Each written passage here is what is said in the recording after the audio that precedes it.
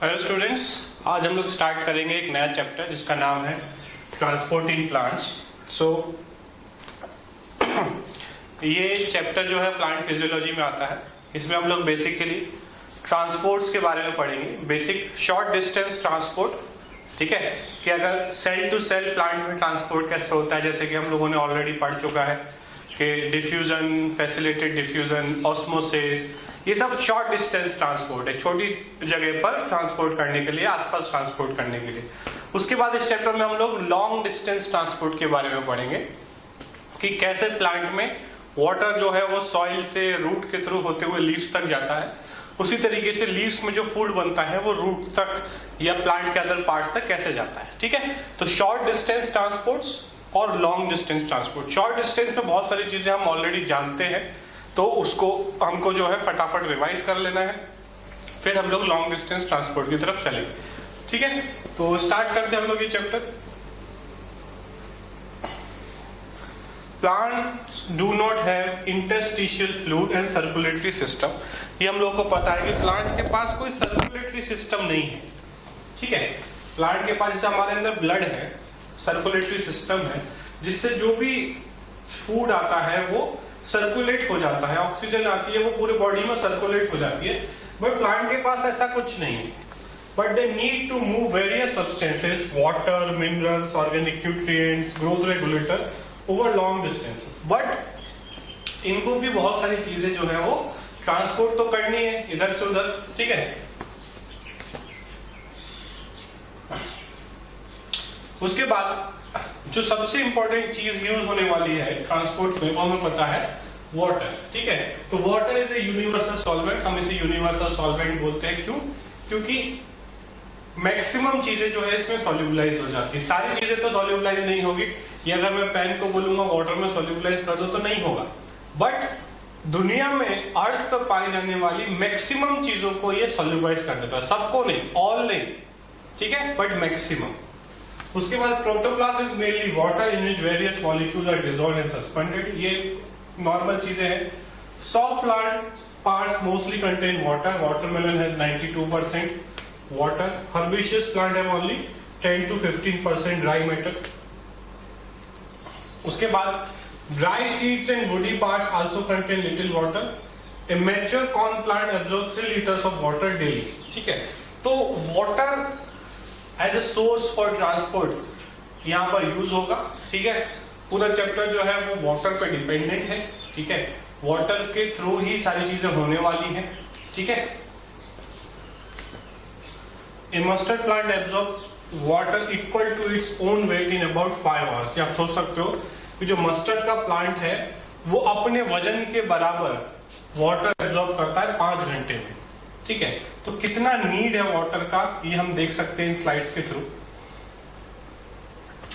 उसके बाद direction of transport. ठीक है, यूनि डायरेक्शनल हो सकता है, मल्टी डायरेक्शनल हो सकता है। यूनि डायरेक्शनल मतलब transport of water and minerals in xylem from root to stems and leaves. ठीक है, याद रखना कि जाइलम के थ्रू जो ट्रांसपोर्ट होता है, जाइलम के थ्रू जो ट्रांसपोर्ट होता है वो यूनि डायरेक्शनल होता है। Means water will move from roots to leaves. इसका उल्टा नहीं हो सकता। ऐसा नहीं हो सकता कि कभी रूट को पानी की जरूरत है तो वो लीव्स से मांग ले। तो जाइलम में जो है वो यूनि डायरेक्शनली होगा, नीचे से ऊपर। ठीक है, फ्लोएम जो होता है वहां पर बाई डायरेक्शनल होता है। क्यों बाई डायरेक्शनल होता है? कि दिन के समय में तो फ्लोएम लीव्स जो है फूड बनाएंगी और फ्लोएम के थ्रू जो फूड है वो अदर पार्ट्स में जाएगा, चाहे स्टेम में जाएगा या दूसरी ब्रांचेस में जाएगा या रूट में जाएगा, जहां पे भी प्लांट एब्जॉर्ब करता है, स्टोर करता है फूड को। ठीक है, हम लोगों ने पढ़ा था मॉर्फोलॉजी में, कोई अपने रूट में फूड को स्टोर कर रहा है, कोई स्टेम में यूज कर रहा है। किसी प्लांट का हम स्टेम खाते हैं, किसी का फ्रूट खाते हैं, किसी का रूट खाते हैं। तो डिफरेंट डिफरेंट सबके तरीके हैं फूड स्टोर करने के। बट जब रात हो जाएगी तब क्या होगा? लीव्स तो खाना बना नहीं सकती, बट उन्हें जिंदा रहने के लिए तो खाने की जरूरत है। तो लीव्स जो है वो रूट को बोलेगी कि दिन में जो मेरा बनाया हुआ खाना मैंने तुम्हारे अंदर स्टोर किया था उसमें से थोड़ा तो मुझे दो, मैंने बनाया, मेरे को तो दो, अभी मेरे को भूख लगी है। ठीक है, तो वो जो ट्रांसपोर्ट है वो भी फ्लोएम के थ्रू होगा। मतलब फ्लोएम में दोनों तरफ ट्रांसपोर्ट हो सकता है और उसको हम बोलते हैं सोर्स टू सिंक। ठीक है, जहां से स्टार्ट हो रहा है उसको बोलते हैं सोर्स और जहां जाना है उसको बोलते हैं सिंक। तो फ्लोएम में ट्रांसपोर्ट सोर्स टू सिंक होगा। ठीक है, ट्रांसपोर्ट ऑफ फोटोसिंथेसिस मतलब जो भी फोटोसिंथेसिस में बन रहा है, transport of mineral nutrition multi directional होगा। Sometime plant hormones and other chemical stimuli are transported in a polarized or unidirectional manner from where they are synthesized to other parts। ठीक है, और कुछ टाइम जो है वो हम लोग जो प्लांट ग्रोथ रेगुलेटर्स है वो भी यूनिडायरेक्शनल फ्लो में ट्रांसपोर्ट होते हैं। ठीक है, तो हमको याद रखना है जाइलम का फ्लो जो है वो यूनिडायरेक्शनल होता है। यहाँ पर लिखा नहीं है, आप लिख सकते हो यहाँ पर कि जो फ्लोएम के थ्रू जो ट्रांसपोर्ट होगा, ठीक है, फ्लोएम के थ्रू जो ट्रांसपोर्ट होगा वो मल्टी डायरेक्शनल या फिर हम इसको बाई डायरेक्शनल भी बोल सकते हैं। ठीक है, मल्टी डायरेक्शनल तो कुछ नहीं होगा, यूनि और बाई होगा, उससे ज्यादा नहीं होगा। ठीक है, फर्स्ट है हमारा डिफ्यूजन। डिफ्यूजन हमको पता है movement of molecules from their higher concentration to their lower concentration through a membrane. की मेम्ब्रेन के थ्रू भी हो सकता है, नॉर्मली भी डिफ्यूजन होता है। मैंने इस रूम में एक स्प्रे किया, ठीक है, परफ्यूम को मैंने स्प्रे किया, वो पूरे रूम में डिफ्यूज होगा। तो डिफ्यूजन कोई एक बायोलॉजिकल प्रोसेस नहीं, ऐसा नहीं कि डिफ्यूजन कोई लिविंग ऑर्गेनिज्म के अंदर ही होगा, डिफ्यूजन इस रूम में भी हो सकता है। ठीक है, तो डिफ्यूजन कोई बायोलॉजिकल प्रोसेस नहीं है, बट बायोलॉजिकल प्रोसेस के अंदर भी डिफ्यूजन होता है। ठीक है, उसके बाद होता है फैसिलिटेटेड डिफ्यूजन, जिसमें डिफ्यूजन किसी चैनल के थ्रू होता है। यहाँ पे डायरेक्टली मेम्ब्रेन में से पास हो रहा है, कोई इसको कोई दरवाजा विंडो नहीं चाहिए, कोई डोर या विंडो नहीं चाहिए। यहाँ पर ऐसे एक डोर या विंडो चाहिए जिसको हम लोग चैनल बोल रहे हैं, प्रोटीन चैनल है। ठीक है, सेम चीज है, हायर टू लोअर होने वाला, यहाँ पे भी एनर्जी नहीं लगेगी, यहाँ पर भी एनर्जी नहीं लगेगी। उसके बाद होता है एक्टिव ट्रांसपोर्ट। एक्टिव ट्रांसपोर्ट में क्या है, लोअर टू हायर। यहाँ पर दोनों में हायर कॉन्सेंट्रेशन से लोअर कॉन्सेंट्रेशन की तरफ मॉलिक्यूल जा रहे थे, यहाँ पर लोअर टू हायर, तो इसमें एनर्जी लगेगी। ठीक है, एक एक करके हम लोग इनके डेफिनेशन देख लेते हैं। ठीक है, तो डिफ्यूजन क्या है, the slow movement of gases, liquids and solutes from higher concentration region to lower concentrated region without the energy expenditure. ठीक है, movement from higher concentration region to, अब देख रहे हो ये हायर कॉन्सेंट्रेशन है, यहां से जो मॉलिक्यूल्स है वो लोअर कॉन्सेंट्रेशन में जाएंगे। ठीक है, बेसिक फिर से एक बार देख ले हम लोग, यहां से मॉलिक्यूल्स मेम्ब्रेन के थ्रू, मेम्ब्रेन में से पास होते हैं, कोई स्पेशलाइज्ड चैनल के थ्रू नहीं, इधर आएंगे। कब तक आएंगे, जब दोनों तरफ जो इक्वल ना हो जाए, इक्विलिब्रियम ना बन जाए, जब तक डिफ्यूजन चलता रहे। ठीक है, इट में और सेल के अंदर भी हो सकता है, एक सेल से दूसरे सेल की तरफ हो सकता है, ये कोई लिविंग सिस्टम पे डिपेंडेंट नहीं है। ठीक है, आगे चलते हैं इसमें हम लोग। कुछ चीजें जो है यहाँ पर सेम वही लिखी हुई है। ठीक है, तो इसको लिखने की जरूरत नहीं है।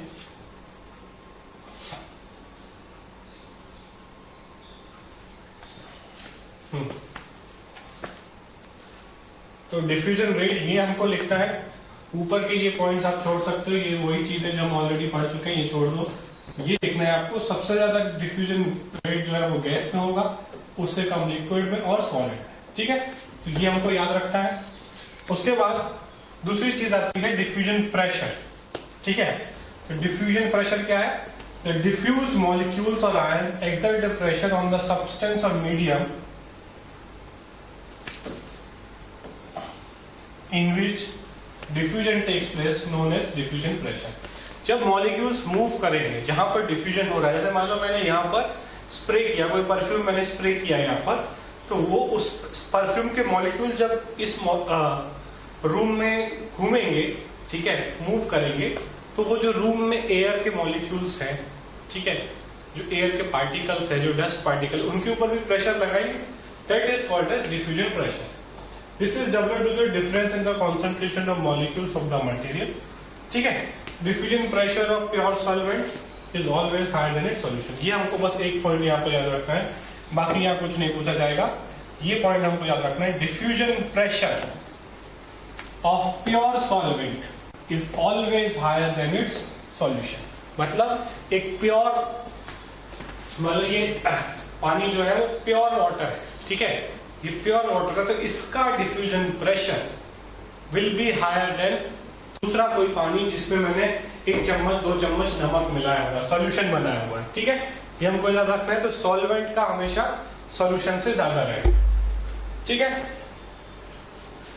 बाकी चीजें सेम है।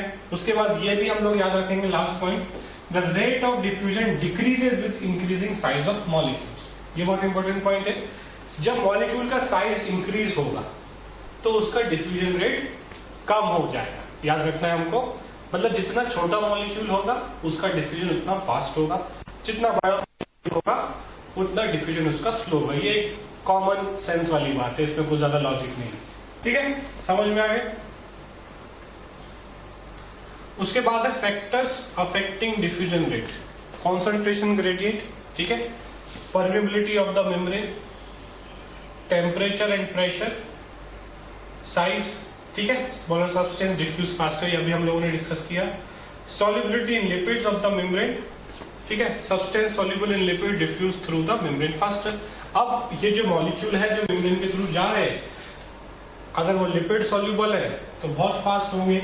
अगर लिपिड सॉल्युबल में भी डिफरेंस है कि भाई 100% सॉल्युबल तो बहुत फास्ट जाएगा, 70% सॉल्युबल तो उससे थोड़ा स्लो होगा इसका diffusion.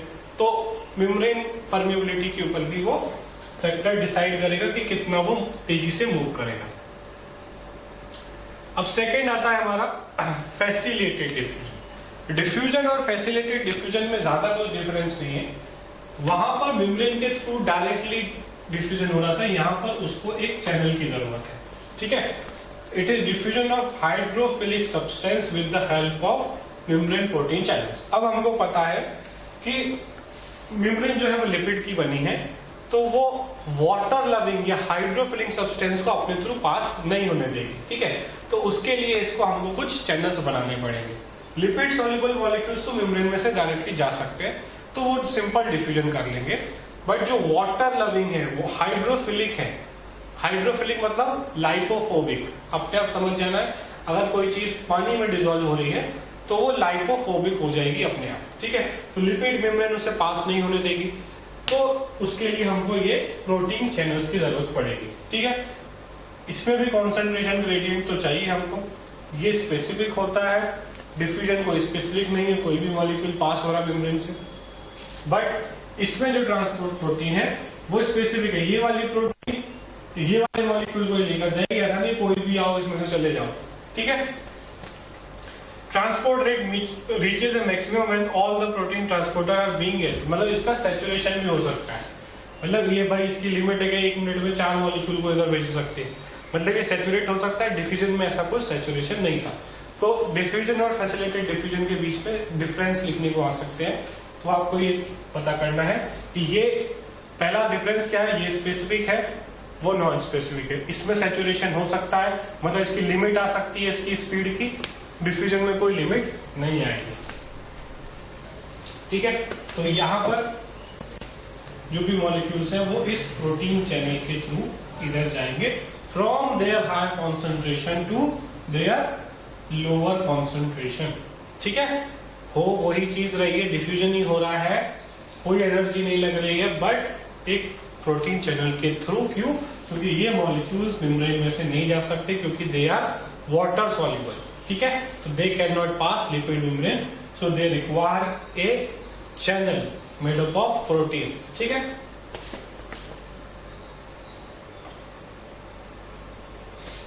Some protein channels are always open, other can be controlled, some are large size, ठीक है। तो जो चैनल्स अलग अलग हो सकते हैं, जैसे पोरिन्स का हमने बात किया, एक्वापोरिन, ठीक है। एक्वापोरिन बहुत सालों तक ये नहीं पता था कि पानी कैसे जाता है सेल के अंदर। हमको पता है 70% of cell is water, but पानी जाता कैसे है वो पता नहीं था। तो बाद में पता चला कि सारे सेल्स में पोरिन्स प्रेजेंट होते हैं जिनका नाम है एक्वापोरिन्स, ठीक है। तो एक साइंटिस्ट थे पीटर एग्रे, ठीक है, उन्होंने एक्वापोरिन्स डिस्कवर किए थे और इनको जो है फिर इसके लिए जो है नोबेल प्राइज भी मिला, ठीक है। तो ये हमको याद रखना है। आप ढूंढ सकते हो कब मिला था, वो मुझे याद नहीं है, गूगल में सर्च करोगे तो पता चल जाएगा। तो एक्वापोलिन डिस्कवर करने के लिए पीटर एग्रे को नोबेल प्राइज मिला था। एक्वापोलिन्स क्या करते हैं? वाटर का ट्रांसपोर्ट, ठीक है। उसके बाद इसमें कुछ नहीं है, इसको आप रीड कर लो, आगे चलते हैं हम लोग। हाँ, उसके बाद 3 अलग अलग तरीके के ट्रांसपोर्ट है यहाँ पर। फर्स्ट है यूनिपोर्ट। यूनिपोर्ट क्या है? The molecule alone move across the membrane through a transport or carrier protein। एक मॉलिक्यूल जो है वो पास होता है कैरियर प्रोटीन के थ्रू, आप देख रहे हो यहां से यहां, this is called as uniport. Second क्या है? एंटीपोर्ट। एक मॉलिक्यूल अगर अंदर आएगा तो दूसरा मॉलिक्यूल बाहर जाएगा, ठीक है, इसको हम क्या बोलेंगे? दिस इज एंटीपोर्ट, ठीक है। उसके बाद 2 molecules together cross the membrane। ये दोनों मेम्ब्रेन हमेशा, मॉलिक्यूल्स हमेशा साथ में अंदर आते हैं, तो इसको हम बोलते हैं सिम्पोर्ट, ठीक है। समझ में आ गया? यूनिपोर्ट में एक मॉलिक्यूल एक तरफ से दूसरी तरफ जाएगा, एंटीपोर्ट में एक अंदर आएगा तो दूसरा बाहर जाएगा, ठीक है। और थर्ड है जिसमें 2 मॉलिक्यूल साथ में अंदर आएंगे, ठीक है। तो ये 3 तरह के जो है ट्रांसपोर्ट मेम्ब्रेन में होंगे। उसके बाद है active transport. Active transport means कि यहां पर एनर्जी लगने वाली है, ठीक है, एनर्जी लगने वाली है in the form of ATP, और मूवमेंट जो है मॉलिक्यूल्स का वो लोअर कॉन्सेंट्रेशन से हायर कॉन्सेंट्रेशन होने वाला है। यहां पर एनर्जी यूज होगी, ठीक है। एनर्जी यूज होगी तो क्या होगा भाई? This ATP will be converted into ADP and pi. तो ये एटीपी यूज होगा तभी मॉलिक्यूल्स ट्रांसपोर्ट होंगे, ठीक है। It is transport of molecules against concentration gradient. Against है कॉन्सेंट्रेशन ग्रेडियंट, मतलब lower to higher. It is carried out by membrane proteins. इसमें मेम्ब्रेन प्रोटीन्स यूज होंगे। Pumps are protein that use energy to transport substance across cell membrane. इसको हम लोग uphill बोलते हैं। Uphill मतलब पहाड़ के ऊपर जाना, मतलब एनर्जी लगेगी। डाउन हिल, इससे पहले वाले जो थे diffusion, facilitated diffusion, they are downhill transport या पैसिव ट्रांसपोर्ट, ठीक है। ये अप हिल है। यहाँ पे भी transport reaches a maximum when protein substrate are used saturated, ठीक है। यहाँ पर भी ये सैचुरेट हो सकता है, मतलब इसकी लिमिट आ सकती है। उसके बाद कैरियर प्रोटीन जो है वो स्पेसिफिक होगा, और इनके इनिबिटर्स भी हो सकते हैं। मान लो मैंने कोई मेडिसिन खाया और उसने ये प्रोटीन को इनिबिट कर दिया, तो ये मॉलिक्यूल्स अब सेल के अंदर नहीं आ सकते, ठीक है। तो मोस्टली जो हम लोग मेडिसिन खाते हैं, पेन किलर्स खाते हैं, वो कहीं ना कहीं इसी तरीके से काम करते हैं। वो सेल में जाके कुछ चैनल्स को ब्लॉक कर देते हैं, जिससे कुछ मॉलिक्यूल्स का ट्रांसपोर्ट रुक जाए। और वो मॉलिक्यूल्स का ट्रांसपोर्ट रुक जाता है तो हमको फिर, मान लो पेन किलर है, तो वो पेन का फीलिंग आना बंद हो जाता है, क्योंकि वो मॉलिक्यूल्स अब ब्रेन तक नहीं जा पा रहे हैं, न्यूरॉन्स तक नहीं जा पा रहे हैं, ठीक है। तो बेसिक जो हम लोग मेडिसिन लेते हैं मोस्टली, वो ये प्रोटीन्स को ब्लॉक करता है, मतलब these are susceptible to inhibitors, ठीक है। हाँ, तो यहां पर अब तीनों चीजों का डिफरेंस आ गया हमारे पास कि ये बहुत इंपॉर्टेंट है। Requires membrane proteins. क्या मेम्ब्रेन प्रोटीन की जरूरत पड़ती है? सिंपल डिफ्यूजन में कोई जरूरत नहीं है, मेम्ब्रेन के थ्रू होगा। फैसिलिटेटेड में जरूरत है, एक्टिव ट्रांसपोर्ट में भी जरूरत है। हाईली सेलेक्टिव, मेम्ब्रेन के थ्रू हो रहा है, कोई सिलेक्शन नहीं है। हाँ, दिस इज हाईली सेलेक्टिव और दिस इज आल्सो सेलेक्टिव, क्योंकि दोनों में प्रोटीन्स लग रहे हैं। मेम्ब्रेन प्रोटीन जो है वो सेलेक्टिव होंगे। ट्रांसपोर्ट सैचुरेट्स, यहाँ पर कोई सैचुरेशन नहीं होगा, क्योंकि मेम्ब्रेन के थ्रू हो रहा है, इधर से जाएगा इधर से जाएगा। यहाँ पर सैचुरेशन होगा, क्योंकि भाई इस प्रोटीन चैनल का एक लिमिट होगा, और यहाँ पे भी प्रोटीन चैनल है, तो यहाँ पे भी सैचुरेशन देखने को मिलेगा। अपहिल ट्रांसपोर्ट मतलब एनर्जी लगेगी। एनर्जी लगेगी क्या? यहाँ पे नहीं लगेगी, यहाँ पे भी नहीं लगेगी, एक्टिव ट्रांसपोर्ट में लगेगी। वही चीज वहां पे लिखी हुई है, यहाँ पे एटीपी नहीं लगेगा, यहाँ पे भी नहीं लगेगा, यहाँ पे लगेगा। तो ये दोनों जो है वो आ जाते हैं हमारे इसमें पैसिव ट्रांसपोर्ट में, ठीक है, और ये आ जाता है हमारा एक्टिव ट्रांसपोर्ट में, ठीक है। तो ये डिफरेंसेस आपको नोट कर लेने हैं और याद कर लेना है। उसके बाद हमारा एक टॉपिक आता है, दैट इज ऑस्मोसिस, ठीक है। ये पहले भी सुना होगा आपने, osmosis. It is defined as spatial diffusion of solvent from solution of lower concentration to the solution of higher concentration when both the solution are separated by a semi-permeable membrane. ठीक है, तो डिफ्यूजन जो हम लोगों ने पढ़ा था, diffusion का डेफिनेशन क्या था? Movement of particles from higher concentration to lower concentration. यहां पर भी यही होगा, higher concentration to lower concentration, but difference क्या है? वाटर मॉलिक्यूल्स अपने हायर कॉन्सेंट्रेशन से लोअर कॉन्सेंट्रेशन पे मूव करेंगे। ठीक है, यहाँ पे वाटर की जगह पे सॉल्वेंट लिखा हुआ है, तो वाटर ही होता है सब जगह। Water from the solution of lower concentration to the solution of higher concentration move करेगा। ये कॉन्सेंट्रेशन किसकी हो रही है? सॉल्यूशन की। वाटर की कॉन्सेंट्रेशन ज्यादा होगी लो वाले में। कैसे, मैं समझाता हूं आपको। तो सिंपल अगर हम लोग डेफिनेशन इसका, ये कॉम्प्लिकेटेड है, सिंपल लिखे तो movement of water from its higher concentration to its low concentration through a semi permeable membrane. ये ऐड कर देना है डिफ्यूजन के डेफिनेशन में, एंड में ऐड कर देना है through a semi permeable membrane. जैसे कि अब देखो, मैं इसको समझाता हूं आपको कैसे। मान लो ये एक मेरे पास एक चैम्बर है, ठीक है, और एक दूसरा चैम्बर है मेरे पास, ठीक है। इसमें जो है मैंने एक सॉल्यूशन फिल किया हुआ है और इसमें भी मैंने एक सॉल्यूशन फिल किया हुआ है, ठीक है। अब यहां पर जो है एक सेमी परमेबल मेम्ब्रेन है, ठीक है। अब मैं बोलता हूं कि ये जो है ये 1 मोलर है और ये जो है ये 5 मोलर कॉन्सेंट्रेशन है, ठीक है। ये मान लो ये this is A and this is B, ठीक है। ये यहां पर जो है this is semi permeable membrane. अब अगर तुमको मैं बोलूं कि वाटर किधर से किधर जाएगा या सॉल्वेंट किधर से किधर जाएगा, from A to B, A to B water का मूवमेंट होगा या बी टू ए होगा, ठीक है। तो सोचो इसमें क्या होगा कि ऑस्मोसिस में हम लोगों ने क्या बोला? Diffusion of solvent from the solution of lower concentration to the solution of higher concentration, ठीक है। सॉल्यूशन ऑफ लोअर कॉन्सेंट्रेशन क्या है? ए, क्योंकि ये दिस इज 1 मोलर और दिस इज 5 मोलर। तो वाटर किधर से किधर जाएगा? देखो, जहां पे 1 मोलर है मतलब वहां पर सॉल्यूट कम है, ठीक है। मान लो दोनों 1-1 लीटर पानी थे, यहां पे मैंने 1 चम्मच नमक डाला तो ये 1 मोलर हो गया, फॉर एग्जांपल बोल रहा हूं। यहां पर मैंने 5 चम्मच नमक डाला तो ये 5 मोलर हो गया। तो सॉल्यूट कहां ज्यादा है, नमक कहां ज्यादा है? यहां पर। जहां पे नमक ज्यादा है वहां पानी कम होगा और जहां नमक कम है वहां पानी ज्यादा होगा। मतलब जहां सॉल्यूट कम है वहां सॉल्वेंट ज्यादा होगा, वहां पर वाटर का कॉन्सेंट्रेशन ज्यादा होगा। तो लोअर कॉन्सेंट्रेशन वाले सॉल्यूशन का लोअर कॉन्सेंट्रेशन है बट पानी यहां ज्यादा है। यहां पर सॉल्यूशन का कॉन्सेंट्रेशन ज्यादा है बट पानी यहां कम है, तो water will move from A to B, water will move from A to B, ठीक है। ऐसे खुद से आप 2-3 क्वेश्चन बनाकर सॉल्व कर सकते हो, ठीक है। तो सॉल्यूशन के रिस्पेक्ट में अगर बोला जाएगा तो लोअर कॉन्सेंट्रेशन से हायर कॉन्सेंट्रेशन सॉल्वेंट मूव करेगा सॉल्यूशन के रिस्पेक्ट में।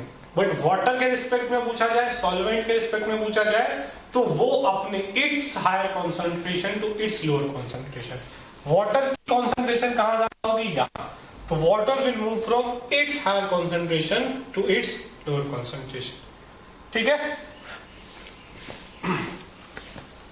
उसके बाद यहां पे कुछ पॉइंट्स दिए हुए हैं, ठीक है। किसने डिस्कवर किया था आपको याद रखना चाहिए। Discovered by Abel Nollat. Detailed explanation of osmosis was given by Traube and Deuterochet. ठीक है। Passing of water through cerebral membrane is the example of osmosis. Water move into cell during the osmosis called as endosmosis. जब पानी अंदर जाएगा किसी भी चीज में, सेल के अंदर, तो हम उसे बोलेंगे एंडोस्मोसिस। मान लो कि आपने जो रेजिन्स होते हैं किशमिश, वो पानी में डुबोया तो वो फूल जाता है, तो that is called as endosmosis, ठीक है। When the water starts moving out of the cell and is called as exosmosis. अगर आपने ग्रेप्स को, ठीक है, अंगूर को, ग्रेप्स को आपने जो है वो नमक के पानी में रखा तो वो श्रिंक हो जाएगा, उसको हम बोलेंगे एक्सऑस्मोसिस। वाटर अगर सेल के बाहर जा रहा है तो एक्सऑस्मोसिस, और सेल के अंदर जा रहा है तो एंडोस्मोसिस। ठीक है, दोनों आप घर पे करके देख सकते हो। ठीक है, अब यहां पे दिया हुआ है, देखो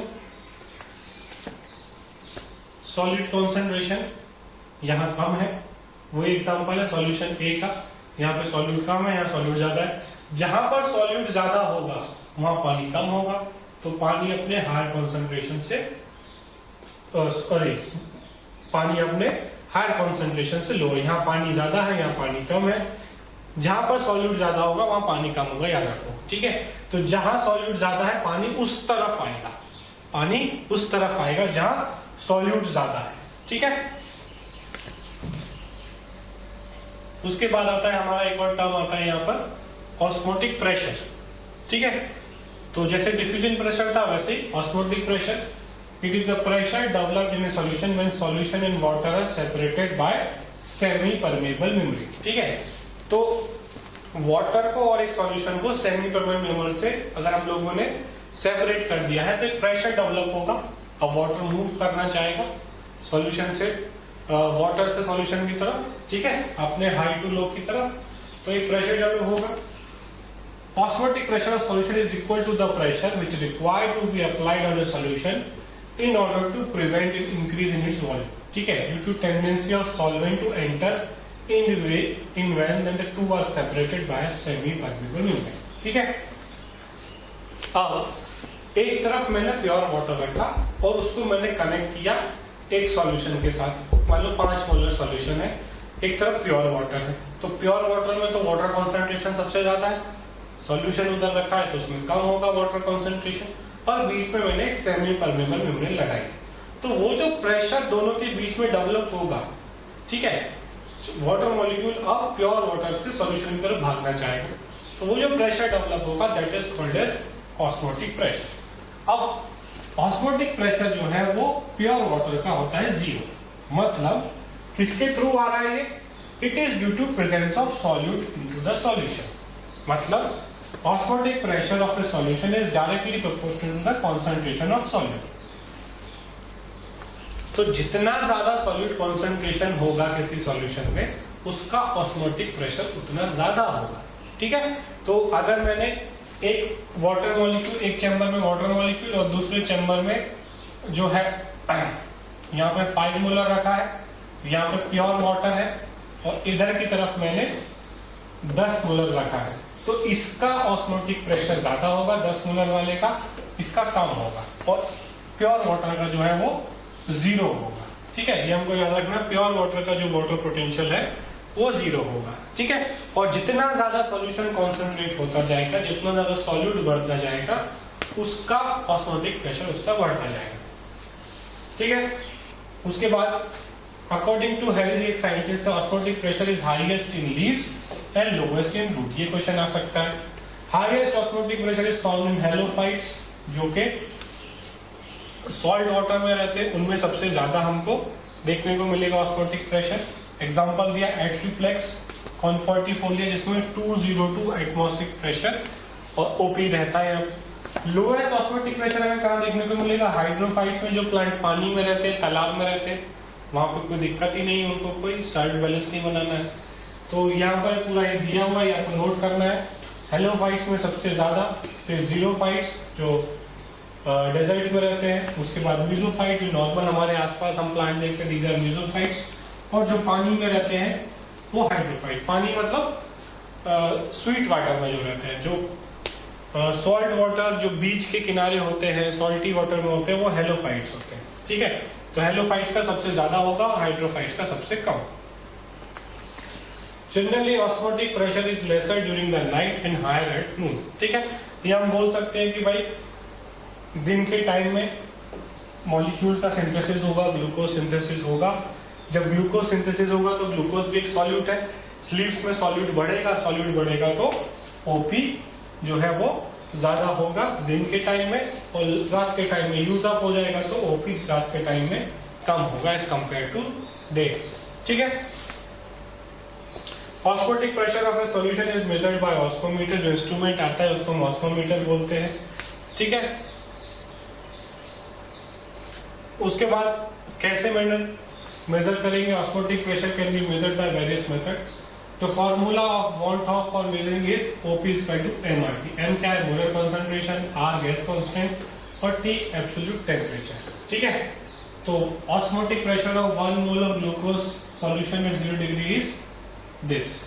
ठीक है, तो ये पूछा जा सकता है आपको। उसके बाद OP of electrolyte is found by the following formula. OP is equal to MRT I। I क्या is the constant of ionization of electrolytes। ठीक है, तो ये फॉर्मूला पूछा जा सकता है आपसे।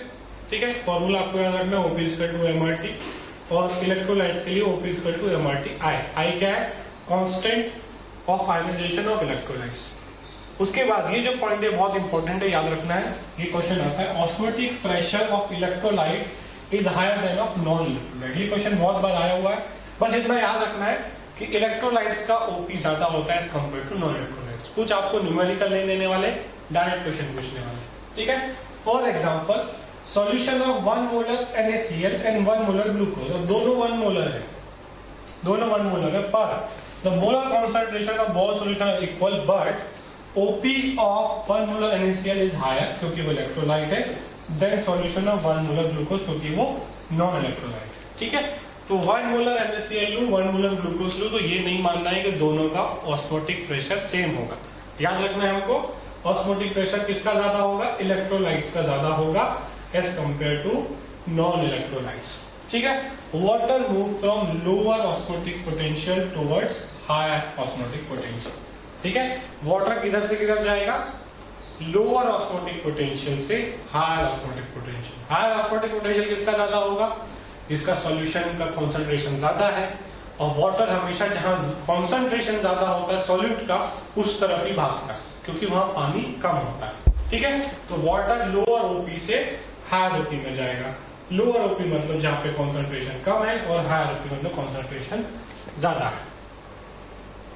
ठीक है, उसके बाद ये एक्सपेरिमेंट आप लेबोरेटरी में कर सकते हो। ठीक है, ये जो है आप प्रैक्टिकल लैब में करोगे, तो ये मैं यहाँ पर एक्सप्लेन नहीं करूंगा, ये आप वहां पर कटोगे, आपके प्रैक्टिकल में आएगा पोटैटो ऑस्मोमीटर।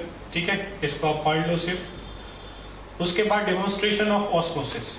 ठीक है, ये एक एग्जांपल NCERT में भी दिया हुआ है, इसको हम लोग थिसल फनल एक्सपेरिमेंट बोलते हैं। इसमें क्या आप देखोगे, ये एक ग्लास है। ठीक है, एक फनल है जिसको यहां से पैक किया हुआ है, यहाँ पर एक सेमी परमेबल मेम्ब्रेन लगाया हुआ है। ठीक है, और इसके अंदर जो है वो सुक्रोज सॉल्यूशन भरा हुआ है। ठीक है, और इधर क्या है? पानी है। ये बाहर जो है वो पानी है। ठीक है, बाहर जो है इस बीकर में पानी है और इसके अंदर सुक्रोज सॉल्यूशन है। तो पानी तो अब सुक्रोज सॉल्यूशन की तरफ अंदर जाना चाहेगा क्योंकि अंदर जो है वो कॉन्सेंट्रेशन ज्यादा है, हायर है OP। ठीक है, बाहर कम है। यहाँ तो प्योर वाटर है, water will move from its higher concentration to its lower concentration, तो पानी अंदर जाना चाहेगा। ठीक है, और पानी अंदर जाएगा, पानी अंदर जाएगा तो ये सॉल्यूशन जो है ऊपर की तरफ बढ़ेगा क्योंकि इसका कॉन्सेंट्रेशन बढ़ रहा है, इसका वॉल्यूम बढ़ रहा है। अब मैं चाहता हूं कि इसका वॉल्यूम ना बढ़े सुक्रोज सॉल्यूशन का, तो मैं क्या करूंगा, अगर मैं इधर से प्रेशर लगाऊं कि इधर से पानी अंदर ना घुसे, इधर से पानी को मुझे रोकना है, मैं ऊपर से एक एयर प्रेशर लगा रहा हूं। ठीक है, तो इसको एक बार रीड कर लेते हैं। A thistle funnel filled with sucrose solution is kept inverted in a beaker containing pure water. Sucrose solution is separated from water by a semi-permeable membrane. ठीक है, एक semi-permeable membrane हमने लगाया। Water moves into funnel. Water जो है वो funnel में जाएगा भाई, क्योंकि high to low करेगा। As a result, the level of solution in the funnel rises. ठीक है, funnel में जो level है वो increase करेगा। It continues till the equilibrium is reached. कब तक? जब तक इक्विलिब्रियम नहीं आ जाता, जब तक ये पानी जो है वो इसमें अंदर जाता रहेगा। ठीक है, अब if an external pressure is applied from the upper part of the funnel, अगर मैं यहां से एक एयर प्रेशर लगाता हूं, ठीक है, अगर मैं यहां से एक एयर प्रेशर लगाता हूं जिससे पानी को प्रिवेंट कर सकूं, if an external pressure is applied from the upper part of funnel, no water diffuses into funnel through the membrane. पानी अंदर नहीं आएगा, ठीक है. This pressure required to prevent water diffusion is called as osmotic pressure. तो इसको हम बोलेंगे कि ये जो प्रेशर हमने लगाया जिससे पानी अंदर नहीं आया, that is osmotic pressure. Normally solution तो खुद से ऐसा लगा नहीं सकते, तो पानी अंदर आ ही जाता है, बट ये एक्सपेरिमेंट हम कर रहे हैं. This is the function of solute concentration. More the solute concentration, greater will be the pressure required to prevent water diffusion. ठीक है, जितना ज्यादा ये concentrated होगा उतना ज्यादा प्रेशर हमें लगाना पड़ेगा पानी को अंदर रोकने से. ठीक है, ये कम concentrated होगा तो पानी थोड़ा धीरे से आएगा. अगर यहाँ ज्यादा concentration होगा, यहाँ प्योर वाटर है, तो बहुत ज्यादा डिफरेंस होगा तो पानी बहुत तेजी से अंदर आना जाएगा. तो जितना ज्यादा concentrated होगा उतना ज्यादा प्रेशर हमें लगाना पड़ेगा. ठीक है, numerically osmotic pressure is equivalent to the osmotic potential but the sign is opposite. ठीक है, तो ये क्या था, this is osmotic pressure, और जो potential है वो भी उसकी इक्वली होगा, बट साइन जो है negative. osmotic pressure is positive and osmotic potential is negative. ठीक है, osmotic potential जो है वो हमेशा नेगेटिव में हम लोग देखेंगे, उसे नेगेटिव साइन में रखेंगे, और ऑस्मोटिक प्रेशर जो है पॉजिटिव में होगा दोनों बराबर. ठीक है, उसके बाद परमेबिलिटी. ठीक है, परमेबिलिटी बहुत इंपॉर्टेंट टॉपिक है यहाँ पर, कि बहुत सारी मेम्ब्रेन जो है वो अलग अलग तरीके की परमेबिलिटी दिखाती है.